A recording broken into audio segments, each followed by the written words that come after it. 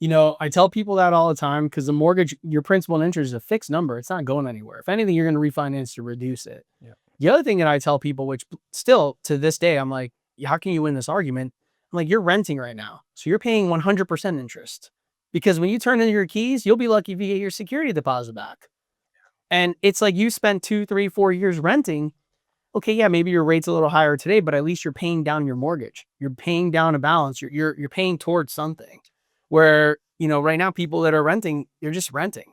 And you have no tax break. You've got no equity build. And it's not yours. And if you're renting from a private owner, how annoying is it when the private owner says, I'm gonna sell now. Now you got to pack up and move. And I don't know about you, but I hate moving.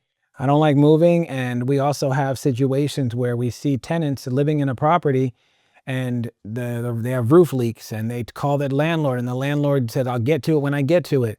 They have situations where they hear rodents, stuff like that, where if it's your home, you get to make the decision of when it's time to do I it. never even thought about that part of it. That part of it is pretty wild. Yeah. So if you have a roof leak or if your air conditioner is not working, which in Florida is detrimental in the heat in the summer.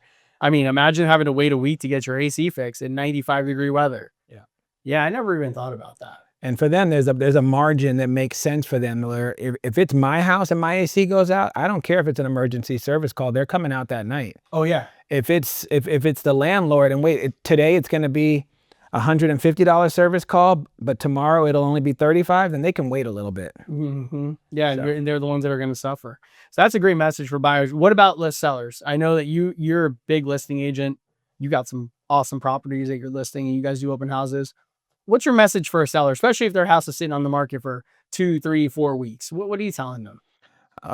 It actually helps us a lot when we see properties sitting and we see people are hiring, because during COVID, like we were just talking about, where anybody could have been, had properties fall in their lap, they had clients fall in their lap. It was, a market where anybody could come list a home. But now those same people that were part-time agents are listing properties and they're sitting and they're not selling, and their strategy to real estate.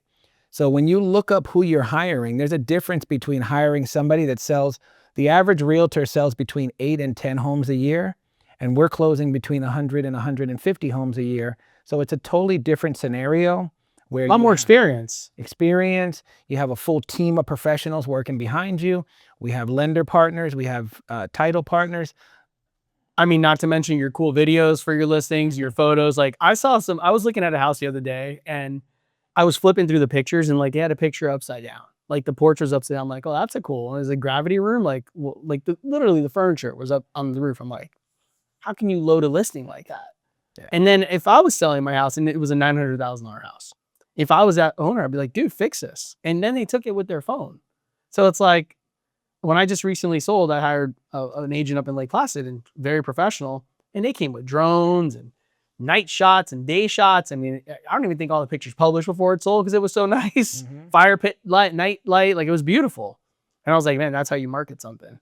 And I know that you guys have these really cool videos where you're like walking through the properties, and I don't know if it's AI or what it is, but it's great videos and it's great marketing. Yeah, we have a great photographer that we're working with, and partner, not a vendor. Yep, a partner that's helping to grow our business.